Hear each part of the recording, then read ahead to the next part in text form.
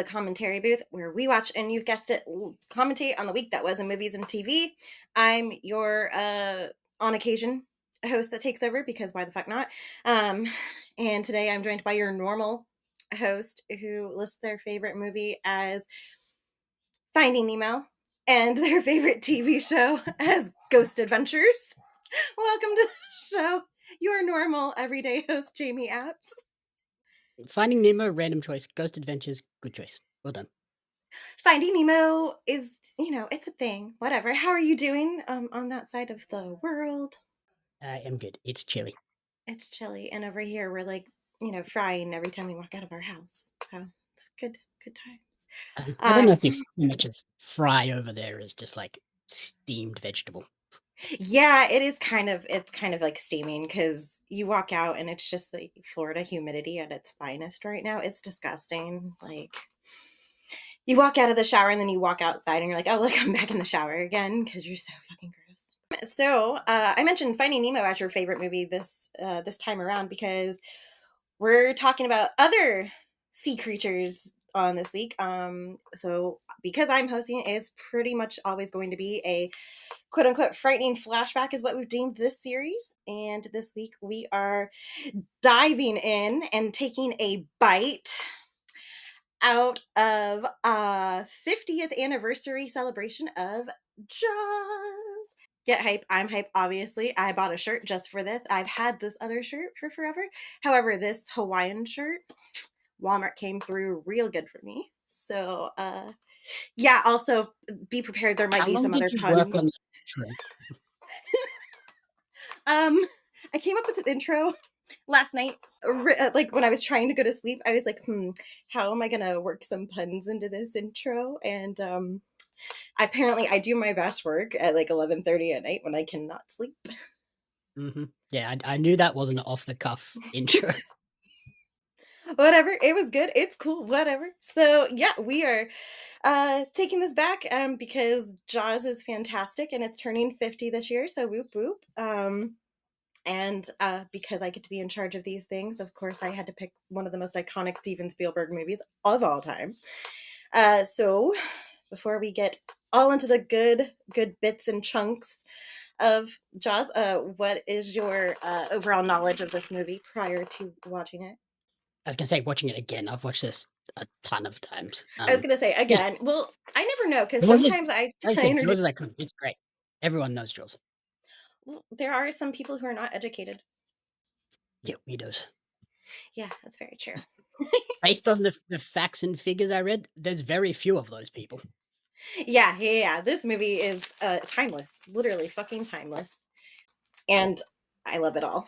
In the opening 2 weeks, over 67 million people in the US saw this, Yeah. making it just under a third of your entire population saw the movie.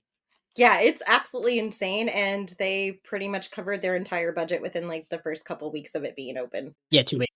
2 weeks they made the budget back and then blew that way out of the water. Oh, look at you Within coming in with puns. Proud of you. See, this is what I was talking about. I was really hoping some of these were going to come through. So we tried getting this episode as close as possible to the 4th of July because even though Jaws was released in June of 1975, it is based around a 4th of July celebration in the town of Amity, not to be confused with Amityville, but Amity Island. And funny enough, when we were rewatching this, I realized that it's the 50th anniversary of Jaws, and in the movie they're celebrating the 50th anniversary of their 4th of July celebration. So that's kind of fun. But yeah, so I love this movie so much. And yeah, with 4th of July coming up, I just thought it was fitting that this gets worked into our schedule. Yeah, it's like watching this, it's so funny that they had Steven Spielberg direct it because up until that point, he was kind of unknown. He'd done like 2 or 3 movies before this that hadn't really done much of anything. Yeah. I did read they had another guy in line to direct it, and during a meeting with Universal, he said, in the opening shot, we're going to do this, and then we're going to come up out of the water, and then the whale is going to come out of the water too. And they just went, what? We're not making Moby Dick. We're making a shark movie. You're gone. Yeah. So then they brought in Steven Spielberg, and this kind of kicked off him as an iconic director because he went on to then make Close Encounters of the Third Kind, Raiders of the Lost Ark, and E.T. within like less than a decade. Yeah, it's insane. This movie was the highest grossing movie of all time until Star Wars actually got released. So to say this put Steven Spielberg on the map is absolutely accurate. And it shows like for the time that this movie was made, it was such a crazy idea because this was also the first movie to ever be filmed in the ocean and not necessarily all in a tank, Yeah. which also fucked up a lot of things for this movie, which we'll dive into a little bit later. But yeah, it was a complicated movie, but I think it paid off very well. Also, I feel like this movie. So, do you consider this movie? I know y'all don't celebrate Fourth of July, but would you consider this to be a Fourth of July movie if you did celebrate Fourth of July? I've never considered it. I kind of just, it's a summer movie for me, which would not be July. Right. Well, yeah, for y'all. But because they're celebrating the 4th of July in this movie, would you consider it to be a 4th of July movie? I guess you could. It has no relevance and meaning to me though. So eh. Okay, I ask you this question because this movie is it's kind of got like that whole Die Hard thing going on where Die Hard also took place during Christmas, but you don't consider it a Christmas movie. However, this movie took place during 4th of July, and you do consider this to be a 4th of July movie if you celebrated it. It's not like a core focus of the movie. It's a creature movie. But it takes place on the 4th of July. That's what makes it so important is that people are Oh, it getting doesn't. It eaten actually takes place in the days prior, a week before. leading up to the 4th of July celebration, and everybody gets there and blah blah blah blah. It's a 4th of July movie, and I'll fight you. Okay. Anyway, so this movie does take place, like I said, in the town of Amity, and we focus our main attention on Chief Brody, who is from New York, and we find out does not like water. And he's trying to get used to the town and get his family acclimated. Brody is played by Roy Schreider, who's been in like a bunch of old school films. My mom's really familiar with him. I am not so much familiar with him. I only know him from Jaws. Yeah, Richard Dreyfuss is in here. He plays Hooper, who is the oceanographer / marine biologist dude who comes in to investigate said shark. Richard Dreyfuss has been in a bunch of shit. Again, another person that I mainly know from fucking Jaws and other things. I know his name, but I don't know what he's Yeah. in. And then Robert Shaw is the other main-ish character, who's Quint. Quint? I think that's how they want to say his name. Yeah. He is the shark hunter, quote unquote, who's also just like fucking psycho and delusional and yeah, pretty out there. A massive alcoholic, which was a major problem during filming as well. Yeah, that's a bit of a problem. But yeah, the main focus is around those three trying to figure out how they're going to capture a shark, which we see in the beginning of the movie with one of the most iconic opening sequences of all time, where Chrissy and this boy that she just met at this party go off, and Chrissy thinks that they're gonna go skinny dipping, and homeboy passes He out because passed he out on the can't beach. he can't handle his liquor, and Chrissy ends up getting herself eaten halfway at least by a shark. Well, majority of the way, apart from her arm. Yeah, yeah. So I did read a fun fact about that arm that they find on the beach later too. oh, share with the class. It was initially meant to be just like a prosthetic, like fake arm that they were just gonna stick in the sand and have it like popping out. Mm-hmm. And Spielberg walked up and saw it and was like, "That looks shit." So they just got a crew member and buried her in the sand and just stuck her arm out of the sand. So it's Ew. an actual person's hand, like makeup on it instead of just a fake hand. There you go. This opening sequence. I think terrified me as a child, and it also made me definitely never want to go to the fucking beach. Growing up. So, how do you feel about this opening sequence? Like, was this one of those things that's constantly in your head whenever you go to the beach and you can't see the bottom of the ocean, even though that's not a problem for you guys over there? Yeah, it is. No, your beaches are fucking clear. Yeah, but I still don't trust the ocean at all. Yeah, I love this opening scene. Like, it's immediately introduces the iconic theme song, which apparently Spielberg laughed at the first time he heard it and was like, Is this real? Like, what's the real theme? And it turns out Hello? pretty good choice of to stick with it because it's so iconic now and does a great job of like it captures that sort of the heartbeat rhythm, which like really just builds anxiety as you watch it. And I love how the way it's shot, it contrasts the serenity of under the water or above the water, everything's totally fine, nothing's going on. And then under the water, there's just this chaos ensuing where the shark is just destroying the girl. Yep. Yeah, I So love I love that. It's a perfect like introduction to, like you said, with the score. It's John Williams, and he's notorious for like everything he fucking does. And this score won them the Academy Award, along with Best Editing and Best Sound. And I also read that Steven Spielberg was kind of heartbroken and a little annoyed that he did not get even nominated for Best Director. So yeah, it was nominated for Best Picture though. yeah, I It was just nominated didn't. for. But yeah, I think John Williams kind of nailed it, and it's crazy because every time something like crazy goes on in the water anywhere, it's just known that everybody just kind of does the duh kind of Mm. thing. Dun, dun, Hmm. dun, dun, dun. So yeah, I think it was genius, and I don't think that there could have been a better like soundtrack for it because even when it's not just like the two note introduction, the rest of it is so suspenseful and it really like grabs you essentially. And John Williams was another one who, until this movie, was kind of relatively unknown as well. So like, they did a good job of like making this movie on a relatively tight budget, despite all of the problems that they had with the shark and filming in the ocean. Oh yeah. To still only cost them $9 million is insane. Oh yeah, it's a steal. They dealt with a lot of bullshit in in the filming of this. I have a kind of a problem with the mayor in this movie. So because it's a small town, you know, the mayor is all about money, money, money, and doesn't give two shits about anything. He thinks that, you know, people drown. That's the thing. Until, you know, they don't drown, they get eaten by a shark and what's left is their arm and stuff. So yeah, the mayor's pretty much an ass, and I feel like it's almost probably very close to like normal small town mayors where they're just like, no, we can't Oh, sacrifice our tourism for yeah, something 100%. Like, like those that. tourist towns rely on that stuff. Like, all of the ones out here, like, if they had to shuttle the beaches and stuff because of a giant shark, Yeah. it was like when we had COVID or we had bushfires back to back with COVID, Oh God. a bunch of these small towns just got screwed. Like, bushfires, nobody came down, Yeah. so lost all their tourism dollars for that year.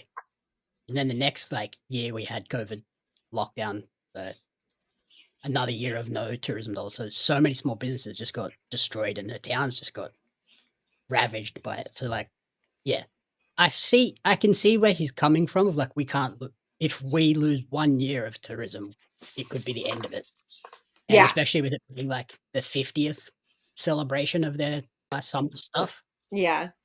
like it's they're obviously banking on that being a huge tourism revenue generator. So yeah, I can see where he's coming from, but he is a dick about it. Like, there's a Yeah. woman's arm ripped off and a kid gets eaten at the beach, like, Yeah. mm, in front of everyone. Maybe not. And like talked about, oh, when they find out about the first girl, it was probably just a boat accident that's happened before. It's like that suggests that this isn't the first time that this shark has eaten someone at Amity and they've just brushed it Swept it. off and Yeah. it's just boat accidents prior. So like you could almost get away with doing a pre because Yeah. they spawned 3 sequels, but you could almost do a prequel. We don't talk about the sequels. We don't talk about, there's a reason I didn't mention the sequels. They're god Jaws 2 awful. isn't bad, is it? Jaws I 2 is thought 3 is tolerable. terrible. Jaws 3D is terrible. Yeah. That's the one that takes place at SeaWorld. And mom and I were just talking about that one, and it's atrocious. But I mean, I don't know. They're all about reboots and requels and all that other bullshit. So don't throw that. I'm praying don't throw that out there because now someone's gonna hear this and be like, "Oh, let's get a bright idea and do a prequel to Jaws." It'll just be called Chomp instead of Jaws because he's not quite big enough to have huge jaws. He's just gonna chomp chomp on something. Just call it Bruce. Call it Bruce, tied in with Finding Nemo or Shark Tale or whatever Bruce is Maybe from, and just that. finding, I bet. What if Finding Nemo was like the beginning of Jaws and we just didn't know it? And Bruce is actually Jaws in this movie, and he traveled all the way from Sydney to to Amity. You do realize that they called the robotic I shark know. Bruce. Yes, they That's called where him they got the Bruce. name Bruce from for Nemo. They had Bruce, and so so speaking of sharks and this movie and how crazy the budget was, they had three Jaws sharks, aka Bruce. They named it Bruce after Steven Spielberg's lawyer, is what I read. And yes, so there is a shark in this movie that does not have a stomach. It's just like the top of the belly and head and everything. And then they had two platform sharks, and one was where the left side was empty, and then the other one was for the right side to be empty, and it's depending on the camera angles, which is super Yeah, cool and really innovative. However, salt that they water, kept making. yeah, salt water does not really usually work, and it erodes things such as lining and metal. And apparently, the skin on the shark is also not ocean proof, even though it's made out of neoprene. Good.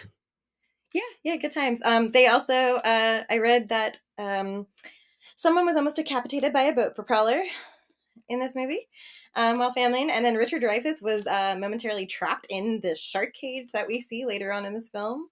Mm. So all the good stuff. I feel like this isn't super like this isn't one of those cursed movies necessarily, but it just had a strew of bad luck at this point. If they tried to make a movie like this nowadays and all of this shit kept going wrong, They would they have, would just they would have canned it. yeah, Like 100%. this is ridiculous. But I guess they were getting away with having a cheap director, a cheap musician for the score. The actors were like Roy Schneider was relatively well known, but not like it's not like if you cast like a Tom Cruise or a Tom Hardy these days where it's going to cost you an absolute fortune. So I think they were just like, it's relatively cheap. Like we've committed now. Let's just finish it out. They Yeah. were like back in the day, like once you started a movie, it got done. Now they're just like Hmm.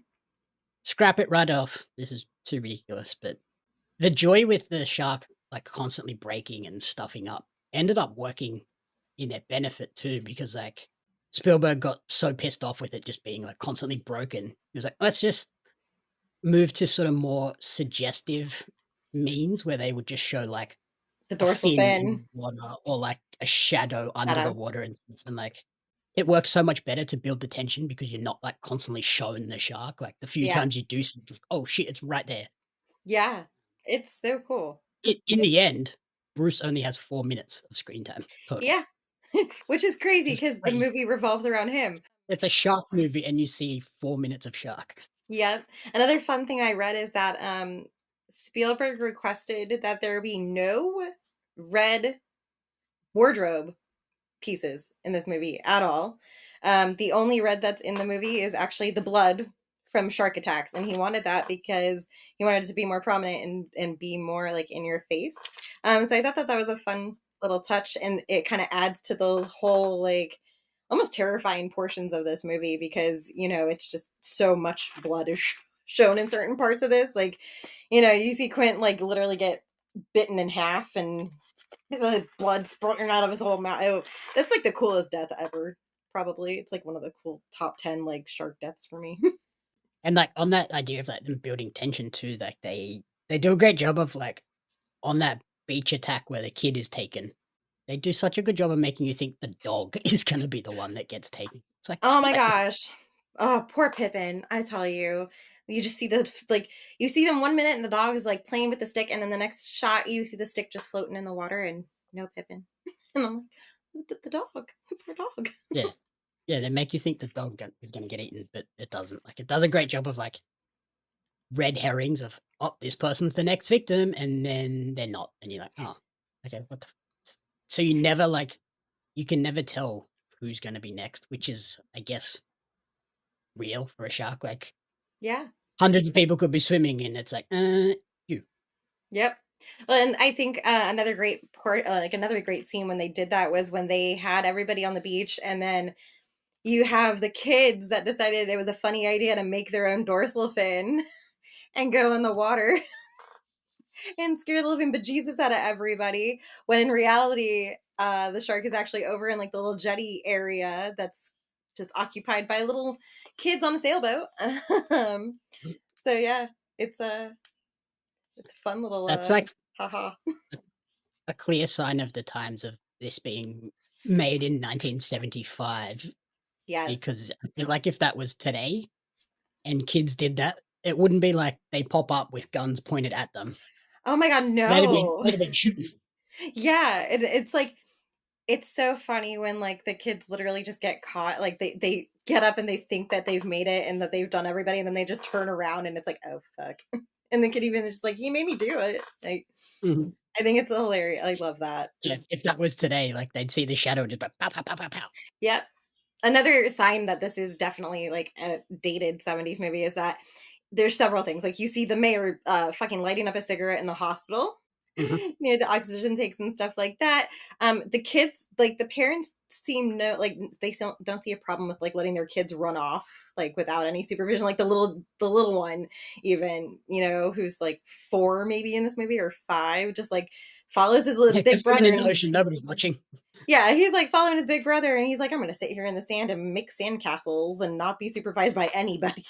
Yeah. So it's just it's really funny to see the differences, because nowadays parents are just like, oh god, where's my kid? Like if I lose sight of my kid in a fucking park or something like that, they go crazy for a few minutes. So definitely And even like the bounty that is offered up to catch the shark, and if she's like, 3 grand they're good. Yeah. for a man-eating shark. No, Mm-hmm. thank you. And that's where Yeah. like Quint comes in and goes, yeah, give me 10 grand and I'll kill your shark. Yeah. Otherwise, you can find it for 3 grand, but I'm not doing nothing about it. Yep. I love how they have the out of towners come in thinking that they're going to get the shark, and none of them know what the fuck they're doing. So that's when we Just get the a introduction bunch to of like weekend fishermen, like, yeah, I can catch a shark. No, yeah. you cannot.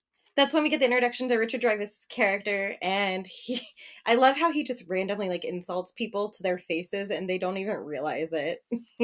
He's just like, oh, are you going to go out in that boat and go catch the shark? You're not coming back. they Yeah, won't be you're they won't be coming back. you're overloading that boat, guys. What the fuck are you doing? Yeah.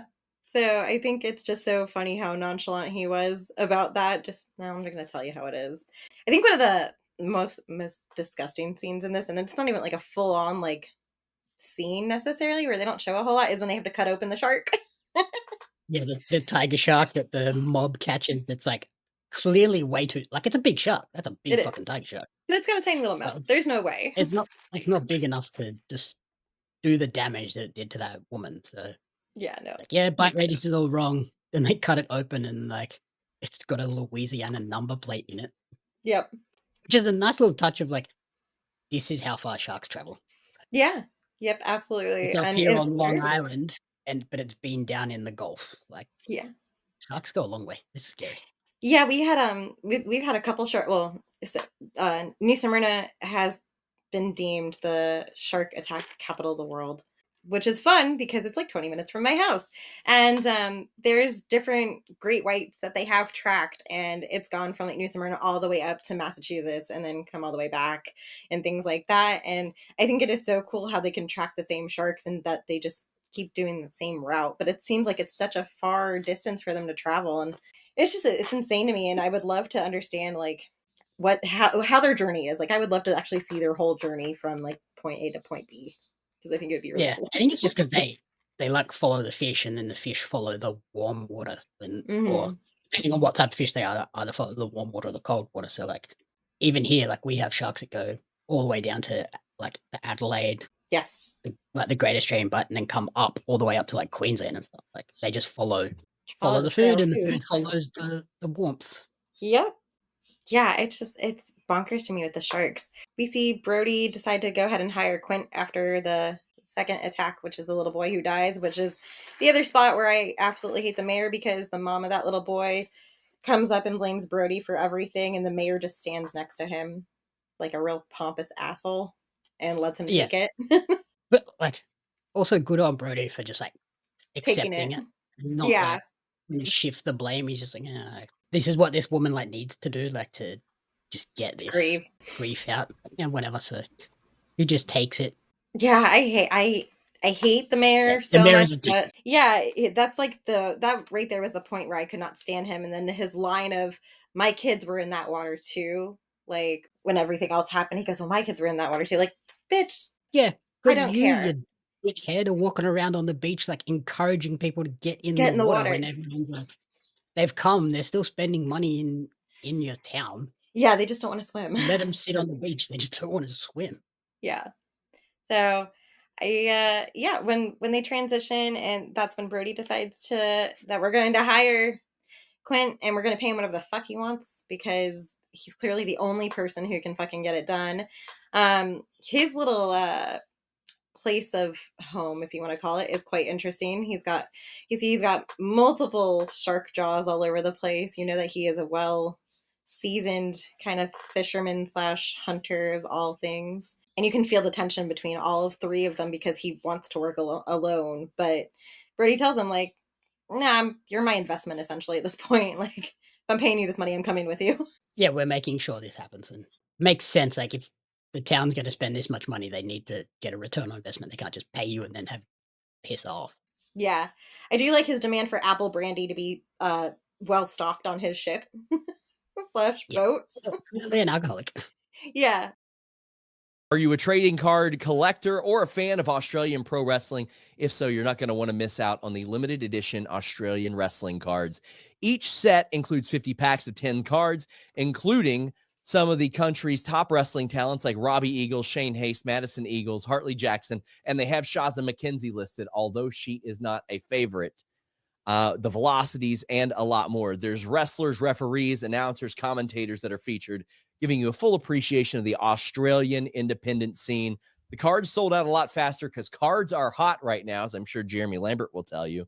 But you can order your Australian wrestling cards now at Pario Magazine. That's PARIO magazine.com.au/AUS WRES cards. Follow Australian Wrestling Cards on social media at AusResCards for updates. Join the hundreds of fans who have already discovered the excitement of Australian wrestling cards. His boat is called the Orca, which is really cool. I found out that there were two Orca ships made. One is just for sailing purposes, and the other one actually had no engine and was designed specifically to be able to capsize and sink, which I thought was kind of really fun, actually. The majority of this movie, even though everybody like thinks this movie is all about Amity and the town being under distress, I really think that this movie is more about just the boat and everything that they go through on the boat, because so much of this movie takes place in open water on the ship with just the three of them. And I think that's where you can really see the dynamic between all three actors, and it's some of it is kind of hard to watch. Like, you feel like kind of sad for Brody because you with him being supposedly from New York, you can tell that he is not He's not comfortable. comfortable on this boat. He has no fucking idea what he is doing, and it shows very well. Yeah, he almost gets, Cooper, he almost he cuts his almost legs he off. almost gets Cooper's legs taken. Yeah, Jesus. that is insane. Yeah, like you said, I think a lot of people, when they think of this movie and, like, remember this movie, it's that opening, like, 20-minute sequence that everyone remembers of Yeah, the girl getting eaten, the kid getting eaten, and then, like, the last 10 minutes. yeah. It's this whole section in the middle here where they're on the boat, like, doing the actual hunt that Mm-hmm. a lot of people forget, but it's, like, Yeah. the core of the movie, like, that is where all the tension is. Yeah, and I think it's the some of those parts are like the most fun parts. Like, for instance, when, well, obviously the biggest line in the world is when Brody is just like throwing the chum out off the boat, and he just randomly the shark just randomly fucking pops up behind him, and he goes, "We're gonna need a bigger boat." Like, It literally, like, his reaction was so genuine, and he literally looked like he was gonna shit his pants. Like, Did you know that line's not even in the script? yeah, I think he just said it, right? Yeah, he just ad-libbed it like, you're gonna need a bigger boat," and they were like, "Fuck, that's great, let's keep that." Yeah, I read that Spielberg actually, like, amped up the volume on that, like, the sound bit on that, just so it could be, like, more audible and stuff, and yeah, it ended up being one of the most iconic lines of all time. Like, people say it all the fucking time now. I say it all the time. That is the line from this movie, Yeah, and it absolutely. wasn't even scripted, which is crazy. And I fucking love it. It's wonderful. I think what's really fun to watch is the different reactions that they all have to the shark. Like Brody's like fucking scared shitless, and Hooper is just like, "Holy crap! Do you see the size of that thing? Like, I've got to get pictures of it. I've got Yeah, to I do need to this." research this is crazy. And then Quint is just like, "I'm gonna fucking kill that bitch. Like, I'm gonna get it." Yeah, they're So all very distinct characters, like, there's no sort of overlap with them, which is great. yeah, it is. It's really fun. And I think, we see those characters really like develop and almost go from hating each other to somewhat tolerating each other and actually caring about what happens, which is kind of surprising because at the beginning you never would have guessed that they would have actually ended up doing that with you at all. Yeah, they definitely, like, soften and, like, shift to, "Okay, let's mission focus, like, let's actually achieve what we set out to accomplish," and, like, yeah, at the beginning, it's just like, Quint is, "Imma kill this fucking thing, I don't need either of you," and then when they realize, "Fuck, that's a big shark. We're actually gonna have to work together because this isn't gonna happen if we try this ourselves." Yeah, it's crazy. But the realization moments when they see like just how big the fucker is and how much work they have cut out for them, it really like dawns on them like, all right, let's put our heads together. I think the one part of this movie that's kind of, I want to say it's almost dated slash it's really long and played out is the conversation that they have at night in the boat cabin where they're all drinking, and Quint goes into like his very long tale of being in the war and like shark attacks and stuff. It is a very lengthy scene, I think, and I feel like if they were to do something very similar or do a reboot of this, that would have to be cut probably like in half because his voice is so like monotone, it almost puts you to sleep listening to him. Yeah, I get that, but I think it's also, like, the classic army veteran recounting his tales and, like, Yeah, trying to explain why he is kinda fucked in the head. PTSD fucked up, like, Yeah. he's traumatized by what he witnessed, so now he just, like, has to be alone to just go and hunt sharks. Yep. I do like their bonding moment over all their scars, though. That's really fun, especially when they cheers to their legs. Like that's one of the best things ever. The raging alcoholics on that whole boat, though. Honestly, Yeah, not so much, not so much Brody. but the other 2 are definitely like, "We've seen some shit. We need Yeah, they're puke." toasty. Yeah. And that's one of that scene's really fun because in the middle of their drunken stupor and singing, which is awesomely horrible. Like I feel like I never need to be on a ship with like random like sailors ever in my life because that would be what it would be. Like just ridiculous like songs like that. The shark decides, hey, it's a great time to go and show them who's boss, and decides to fuck up the hull real good in this boat. And I'm surprised that it didn't sink in that moment of the movie. Like when I first saw this for like the very first time ever, I was like, "Oh, this Yeah, is the it end of it it." puts a pretty solid crack in the hull, like, it's not like Yeah, a like, it puts a hole. It's not just like a thin crack that they're not gonna notice for a while, like, they notice straight away, like, "Oh, shit, we gotta fix that." yeah, and my whole take on it is it doesn't look like he's got very many tools or like spare pieces of board anywhere No, lying around. and, like, it's But a wooden boat, it's not a modern metal boat, like, it's a yeah, wooden boat. You crack those boards and it's just gonna slowly start breaking down even more. yeah, but somehow it manages to survive, and the only thing that's fucked on it is the engine, where they're like scooping out salt water and stuff like that. You see him like, Yeah. It doesn't survive for long, it only has to survive, like, overnight, so it yeah, doesn't last not gonna last multiple days after that. no, but it's fun. I like their whole dynamic with the barrels. Although that little outlook is very sketchy, where Quint has to stand on it and shoot it with a harpoon gun. I feel like I would probably fly overboard on that. Mhm. Especially with the size of that bloody shark, like, it makes me think of, like, when I went to Australian Zoo as a kid and, Steve Irwin used to, like, have this, like, platform that went out over the crocodile cages. Oh, And they would like put food out on a stick, and then the crocodiles would come all the way up and just take the food. It's like you get the full crocodile out of the water. It's like, oh, Jesus. oh, that's like at Gatorland when they're doing the feedings in the middle of the park or whatever, and they just like they literally like use their whole power to like eject their body out of the water. Yeah, launch up. Air jaws. Yeah, it's crazy. I blame this movie for my obsession with Shark Week on Discovery Channel. Like, I religiously watch Shark Week all the time, and I blame Jaws 100% for that because they're Yeah, fascinating. I think this movie introduced a lot of people to the fascination with sharks. Like, they're cool and like an interesting creature with like there's still so much we don't know about them and like why they do what they do. And then like even I mentioned that Air Jaws documentary when they realize that they fully breach, like they will launch themselves out of the water, catch seals and stuff like that. Yeah, they do. Yeah, they do that show when they measure how like they film the different sharks and they measure like how high up they actually get in meters, like how far they jumped and stuff. That's so cool to me because when I think of sharks, I don't think of them as jumping out of water for food or anything like that. But then when you see the films of them like going after seals and like fighting off like whales for food, essentially, almost, it is interesting to see that. Yeah, it makes sense like when they do it, like because like if the seal's like swimming along at the top of the surface and they're coming shooting up from the bottom as quick as possible, like it's not like they can just stop. Yeah. So yeah, they just and to see like a great white do that is insane. Because that's a big fish. It's a big fucking shark. One of the crazier scenes in this movie is the infamous shark cage that Hooper decides is a great idea to get into. Not with a 25 figure. It's not. That's a terrible idea. I think they're the coolest thing in the world. Like, I have a bucket list wish of always wanting to get into a steel shark cage and see them up close. But at the same time, my conscience is like, hey, you have a kid. You probably shouldn't do that. And also, after watching this movie, I think that even if it is made out of like different types of metal that are supposed to be indestructible, I don't think it's indestructible. Did you know you can swim with sharks in Manly at I the think aquarium? you told me that, right? But there's no cage, right? It's just like in the water, right? It's just in the aquarium tank with grey nurse sharks and a scuba tank.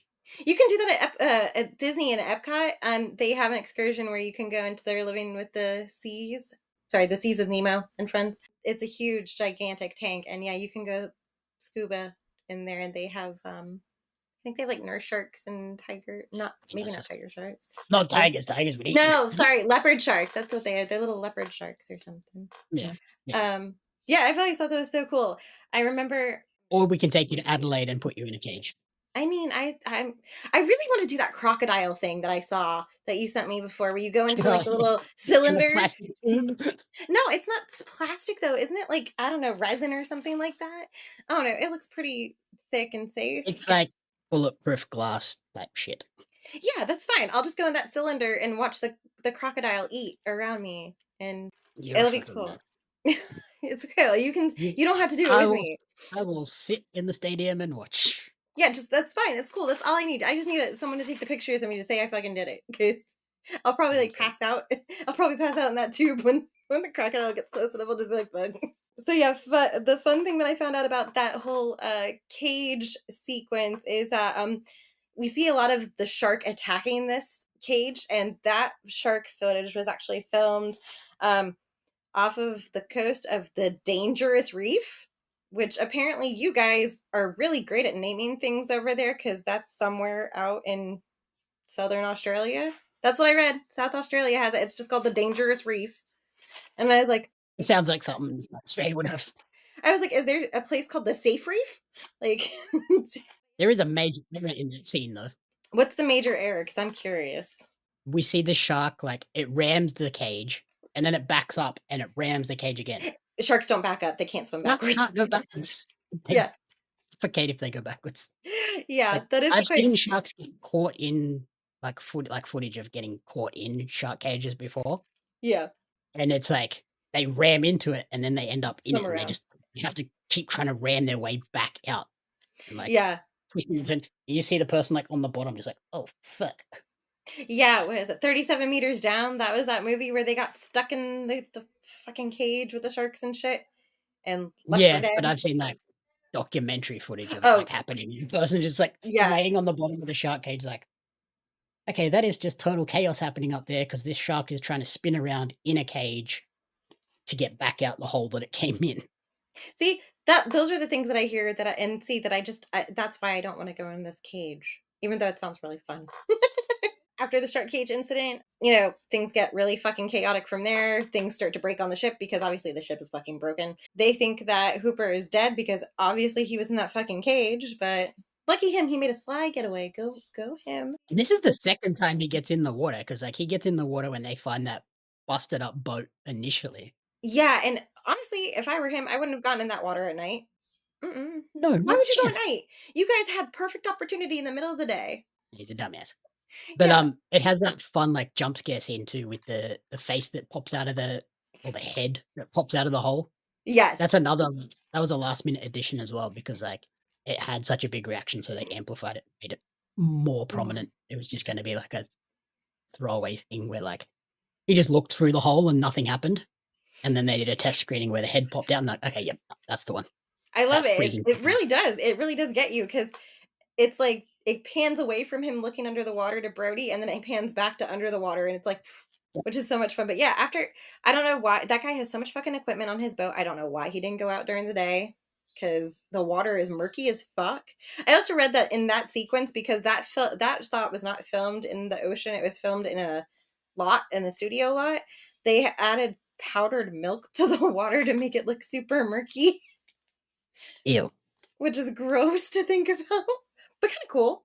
I bet that water's It's probably like on Alien and stuff like that when they were using things for the smells. Hooper has a thing for getting into the water and coming close to death. That's how I look at this. He's gotten saved. Towards the end of the movie, obviously we see the unfortunate demise of Quint, who gets taken out real good and really chomped up at that point. Because he's just the most like in your face graphic death of someone. Yeah, all the others are kind of like obscured off screen, like, oh, there's blood in the water. That's it. Except for the guy at the start, like in the harbor that gets, you don't actually see him die, but you see his leg floating down to the floor. Yes. And then I think this is the only attack also that it actually shows the shark biting people in half on screen, which is really cool because, obviously the other ones, there's just, Chrissy is just getting dragged back and forth ferociously. And then the kid, you don't actually see him get eaten. But yeah, this is the one on-screen death that is full-blown person in mouth of shark because at this point, the shark has now entered the orca on the backside and broken through the whole fucking boat because they thought it was a good idea to trap him on the back of the boat. Which is like great. Like it builds up to actually seeing the shark attack. Like you get all of these like allusions to a shark attack and like, oh, blood in the water, the person dragged around, kid just disappears. Yep. Guy gets bitten, his leg falls off. But then we finally get a big shark attack at the end. And it's like, when you rewatch this movie, there's not a huge amount of action. Like it's very sparse. Like it's all alluding to there being this crazy action sequences. And then it's not until this last like third where you get Hooper gets attacked in the cage. Yep. Gets eaten. And then Hooper and Brody blow the shark up. Like, they're the three key action sequences, and they happen in the last 15, 20 minutes. Yeah, which is crazy. And I love, like, Brody really, he seems so scared shitless at this point, and he's quickly realizing, like, he is the only hope for Amity and for everybody, because Hooper is nowhere to be found at the moment he's in the water. Quint is now dead. And it's up to him to figure out what the hell is going to happen. Couple questions on this. He just has a rifle, and somehow he mysteriously never runs out of fucking bullets in this rifle. And he's fired off like 10 rounds probably into the water trying to shoot this fucking shark.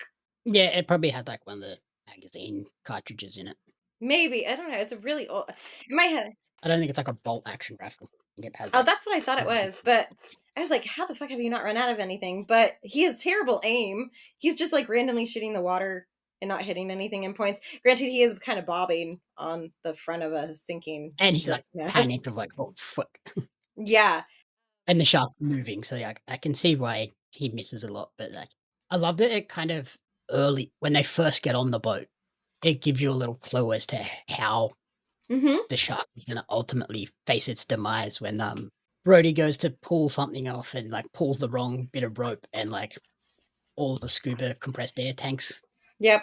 fall over. Start roller. And like, Mm-hmm. careful, you can blow us up. Yeah, that is so fun. Like in a split second decision, he just grabs it and shoves it in the shark's mouth. And I like the fact that they didn't go with some other kind of demise for the shark where he just punctures it and whatever, it blows up from the inside or whatever have you. But they literally have to have Brody shoot the tank that gets stuck in his mouth, which is fantastic. That's the other notorious line in this movie is "Smile, you son of a bitch" when he shoots the damn shark, which is awesome because that scene actually like becomes a flashback in one of the sequels, which is awesome too.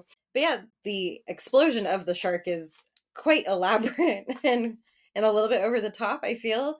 When I was rewatching this, it reminded me of watching Deep Blue Sea because they blow up the shark, the entire facility at that point. But you just see like all the shark bits and pieces flying up everywhere, and I'm like, "Yep, Yeah, I love that." that's definitely a nod to this. Like, Yeah, and it's also like a massive sign of 1975. It's a definitive ending. Like this shark is dead. dead, It's not dead, dead. like it might still be out there. There's no little like mid-credit scene of like, oh look, here's some babies. Here's a sequel Yeah, coming. They yeah, didn't do any of that shit back then. It's just like shark's dead, movie's over. yeah. I can't. I love this so much. I can't even I remember how they make the sequel for this. I kind How of does it? Is it a I new meant shark or is it baby sharks? no. So I haven't watched the sequels in a really long time. I know that there is the second one, and then I'm not. My mom and I were trying to figure this out earlier because there's three sequels. The third Shark or Jaws 3D, we don't count. We hate that. One of these ones is, I believe, where it's in the Bahamas because Michael Caine is in one of these. So it's not the same place. No, there is one in the Bahamas. I don't think any of them actually take place in Amity after this one, but it's, if I'm not mistaken, it they feel like they're being followed by the sharks. Like the Brody's family feels like they're being followed and singled out by sharks at that point. Mm, Jaws 2, 1978 American horror thriller. Sequel to Jaws. Brody reprises his role. Plot concerns police chief Martin Brody suspecting another great white shark is terrorizing Amity Island following Okay. a series of incidents and disappearances. So yeah, it's just the same people. It's not like tied to the same shark. It's not like that alligators, yeah, Lake Placid, where Lake Yeah. Placid 2 is like, look, she had babies. Yeah, no, I do remember kind of briefly because this is the one where, see, Jaws 2 is notorious. So Brody is notorious for blowing up the shark with a tank in Jaws 1. Jaws 2, he electrocutes a shark with a gigantic power cable, and that's when the Mhm. shark is like on fire. And then yeah, the third one takes place at SeaWorld. I forget the whole plot of that because it was trash. I just know Dennis Quaid was in it. And then the fourth one has Michael Caine in it, and it takes place in the Bahamas. There's a fourth one? Yeah, there was three sequels: Jaws 2, Jaws 3, and Jaws 4. I think it's called Jaws: The Revenge, possibly. Yep, Jaws the Revenge, Yeah. 1987 film. Yep, What the yep, yep. fudge? No. You can skip the third one and then just hop right over to number 4. Stars Lorraine Gray, who came out of retirement to reprise her role from the front. Yes. Who the f is she? Is that the She's wife? Brody's wife. Yeah, she's Brody's wife. Brody's dead, and so she goes to the Bahamas and feels like she's being hunted and that the shark is after her new love interest. Film focuses on a now widowed Ellen Brody and her conviction that a great white shark is seeking revenge on her family, I told you. particularly when it kills her youngest son and follows her to the Bahamas. What the fuck? Oh my god, can we please watch Jaws Revenge just so you can enjoy it? It's Jesus. so bad, it's good. Cost them $23 million in 1987. It's a winner chicken What? dinner. Please, can we watch it? Oh, we're gonna totally watch it. Next date night, you mark my words. We're going through the whole Jaws family. We're just gonna watch 2 and 4 next. In celebration of the 50th. At That's least 2 fun. did well. 2 cost them $20 million and made them 208. Yeah. Jaws the Revenge cost them 23 and only made 51. Yeah, well, I mean, It after still a made money. while. It just didn't make Jaws money. Yeah. Because this one, like Jaws OG, budget of $9 million and has made $476.5 million. Yeah, it's insane. And it's still running strong. And because of the 50th anniversary coming out, I read that they are going to be re-releasing this in select theaters starting for 1 week, it looks like, in August, end of August and beginning of September. And then they are re-releasing a new limited edition Blu-ray June 17th. 4K Blu-ray with Steelbook. Yeah, I don't care. My cover still looks dope. It's like super shiny and cool looking.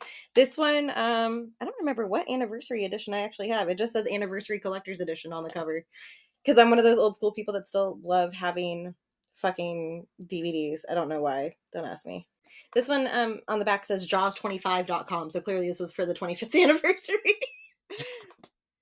But yeah, this 50th one has like a documentary about the troubled filmmaking, some deleted scenes, Yeah. storyboards. So like that documentary would be interesting, but everything else is kind of like, eh. And I'm sure you could probably find the documentary, something similar to that, already out there in the world. Yeah, it's probably on some sort of streaming service that Universal's partnered with. Oh yeah. I'm getting super excited though for this. Universal has started to release things in their parks. So if you are in Florida and you frequent Universal, there are photo opportunities because back in the day, Universal had the Jaws ride. They had the full Jaws shark too. I got photos in front of that ages ago. Yes, he still hangs up. Actually, they still have the hanging shark out there near Chez Alcatraz, the bar. But yeah, where Diagon Alley is, that used to be Amity Island. Because way back in the day, Jaws ride was heaps fun. it was super fun. It was all fun. It was awesome. Yeah, it was fantastic. A lot of people. I'm so mad my daughter never got to experience it, but I believe it's over in Japan. I want to say they still have it, which is really cool. But yeah, so Universal has introduced specialty photo ops that have different scenes from Amity in there, so you can get a picture. I think one of them that I saw was the poster board for the Amity Island July 4th celebration with a girl on the floaty. The one where the mayor is like more concerned about the graffiti than the multiple myths that they've had in the town. Yeah, they also have a front of the boat from the ride prop kind of thing, so it can look like you're actually like steering the boat, which is kind of cool. And then they've released like a bunch of merchandise, so I'm really keen to hopefully eventually check that out before it goes away, because some of the stuff looks really fun. But yeah, no, I'm really overall like I love Jaws.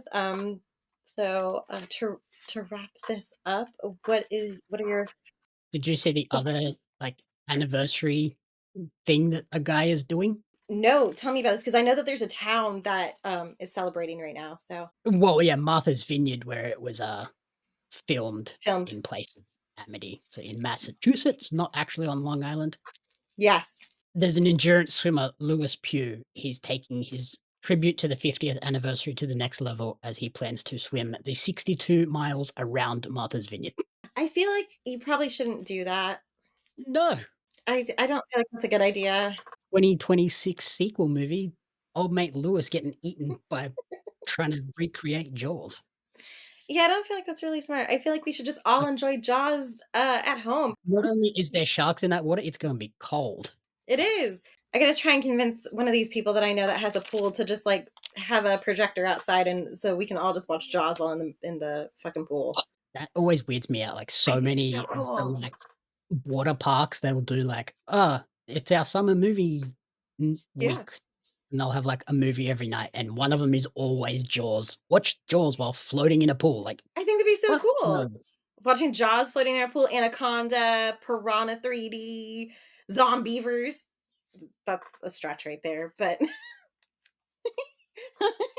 I would have taken Sharknado over Zombievers. Oh, come on. Sharknado is a pretty good one up there. Deep Blue Sea is another one. I gotta say, Jaws is my top shark movie of all time.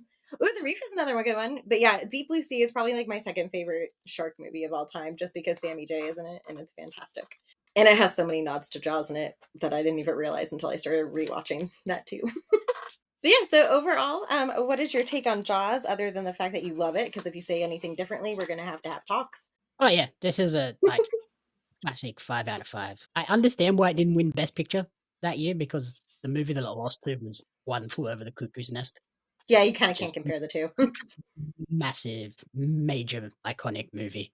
But it insane. did win Best Original Score, Best Editing, and Best Sound. So yeah, it was recognized at the time and has since been placed onto the like archive or Library of whatever. Congress Yeah. archive. So Yep. it's It's preserved been recognized. forever. It is a great movie, timeless movie. You can watch it anytime and have a good time with it, which is crazy for a 50-year-old movie. Like, it barely aged at all. Like, Yeah, it holds up. the shark looks a bit wacky at times, but like, it works. It's still believable. Yeah, and it's still like to this day. Like, to be fair, The benefit of using an actual shark, like yeah, mechanical shark, not but yeah, instead of like CGI CG. bullshit. Perfect example of that is literally so Chloe is like she loves her good horror movies. She's obsessed. Like she likes the Exorcist movies. She likes Insidious, things like that. She loves Deep Blue Sea. She'll watch it all day long. She tolerates the Meg. She will not watch Jaws. She absolutely will not watch Jaws. Anytime it's on, she leaves the room. She absolutely hates this movie.